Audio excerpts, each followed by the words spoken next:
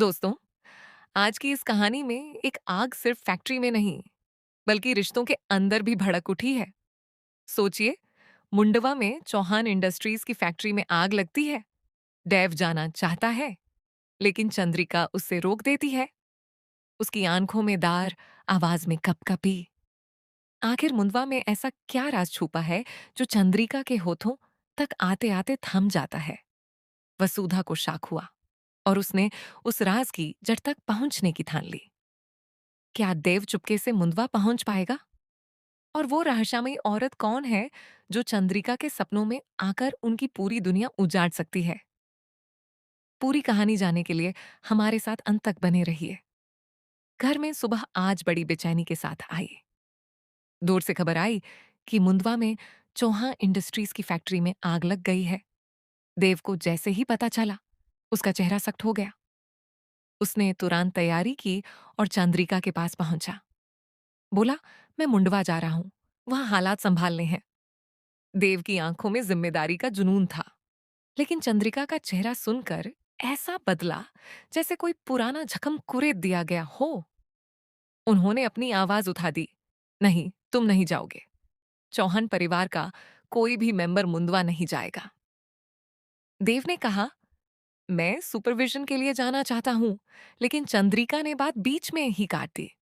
उनका चेहरा गुस्से से लाल था और आंखों में एक अजीब सी घबराहट। वसुधा ने भी धीरे से कहा, हम दोनों गांव चल सकते हैं। मगर चंद्रिका ने उन्हें भी डांट कर चुप करा दिया। मैंने कहा, कोई नहीं जाएगा, वहां स्टाफ है, संभाल लेंगे। मयूर ने आगे बढ़कर कहा, मैं चला जाता हूं देव की जगह। लेकिन चंद्रिका ने अपनी पूरी ताकत से चीख कर कहा, चौहान हाउस का कोई भी फर्ज मुंडवा नहीं जाएगा।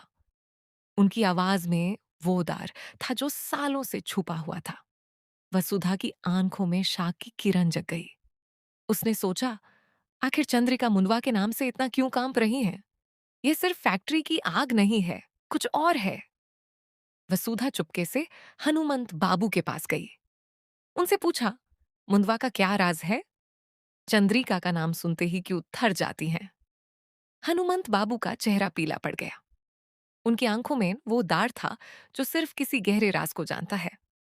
उन्होंने कहा, मुंडवा का सच सिर्फ 3 लोग जानते हैं, मैं, चंद्रिका और हमारे गुरुजी।